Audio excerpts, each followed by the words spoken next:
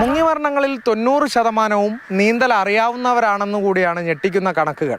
Fire and rescue officer തന്നെ വിവരിക്കുകയാണ്. നമ്മുടെ സംസ്ഥാനത്ത് ഏറ്റവും കൂടുതൽ മുങ്ങിമരണങ്ങൾ റിപ്പോർട്ട് ചെയ്യുന്ന ഒരു ജില്ല മലപ്പുറം ജില്ലയാണ്. മുങ്ങി മരിക്കുന്നവർ ഭൂരിഭാഗം പേരും നീന്തൽ അറിയുന്നവർ തന്നെയാണ്. അപ്പോൾ ഇതിൽ ശാസ്ത്രീയമായിട്ട്, അതായത് നമ്മളൊരാൾ വെള്ളത്തിൽ അകപ്പെട്ടാൽ എങ്ങനെ രക്ഷിക്കണം എന്ന് നമ്മളൊരു ബോധവൽക്കരണത്തിൻ്റെ ആവശ്യം നമ്മുടെ സമൂഹത്തിൽ നിലനിൽക്കുന്നുണ്ട്.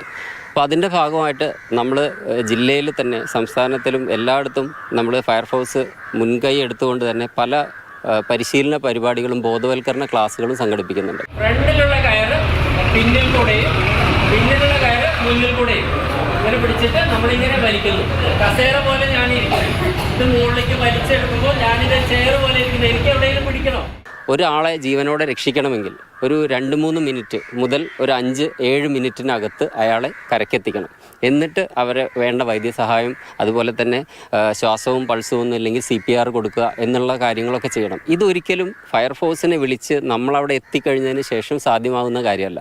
അപ്പോൾ അവിടെ കൂടി നിൽക്കുന്ന ആൾ, അല്ലെങ്കിൽ ഇവരുടെ കൂടെ തന്നെ വെള്ളത്തിൽ പോകുമ്പോൾ ആരൊക്കെയാണോ അടുത്തുള്ളത് അവർ തന്നെ ചെയ്യേണ്ട കാര്യങ്ങളാണ്. അപ്പോൾ ആദ്യമായിട്ട് ഒരാൾ വെള്ളത്തിൽ പോകുന്ന അവസരത്തിൽ അവിടെ ലഭ്യമായിട്ടുള്ള നീളമുള്ള കമ്പോ അല്ലെങ്കിൽ ഇപ്പോൾ ഓലമടലോ അല്ലെങ്കിൽ നമ്മുടെ കയ്യിൽ തന്നെയുള്ള സാരിയോ ഷോളോ എന്തെങ്കിലുമൊക്കെ ഇട്ട് അവരതിൽ പിടിച്ച് വലിച്ചു കയറ്റുക എന്നുള്ളതാണ് ചെയ്യേണ്ടത്. അപ്പോൾ അതിന് നമ്മൾ പറയുന്നത് റീച്ച്, എത്തിക്കുന്ന എന്തെങ്കിലും ഒരു വസ്തു അവരിലോട്ട് എത്തിക്കുക. രണ്ടാമത്, നമ്മൾ അതിൻ്റെ ആ ഒരു എത്തിക്കുന്ന പരിധിയിൽ ദൂരത്തിലാണെങ്കിൽ നമ്മൾ അങ്ങോട്ട് പൊങ്ങി കിടക്കുന്ന ഫ്ലോട്ടിംഗ് ആയിട്ടുള്ള ഒബ്ജക്ട്സ് എന്തെങ്കിലുമൊക്കെ എറിഞ്ഞു കൊടുക്കുകയാണ് വേണ്ടത്. ത്രോ മെത്തേഡ് എന്നാണ് പറയുക. അപ്പോൾ ആ ത്രോ മെത്തേഡും ഇത് രണ്ടും പ്രായോഗികം അല്ലെങ്കിൽ മാത്രം നന്നായി നീന്തൽ അറിയാവുന്നവർ, അപ്പോൾ നമ്മൾ നീന്തൽ അറിയാമെന്ന് പറഞ്ഞു കഴിഞ്ഞാൽ വെറുതെ കുളിക്കാൻ വേണ്ടിയിട്ടോ അല്ലെങ്കിൽ നമ്മൾ ടൈം പാസിന് വേണ്ടി നീന്തുന്നവർക്ക് ഒരിക്കലും ഒരാളെ രക്ഷപ്പെടുത്തി കൊണ്ടുവരാൻ കഴിയില്ല.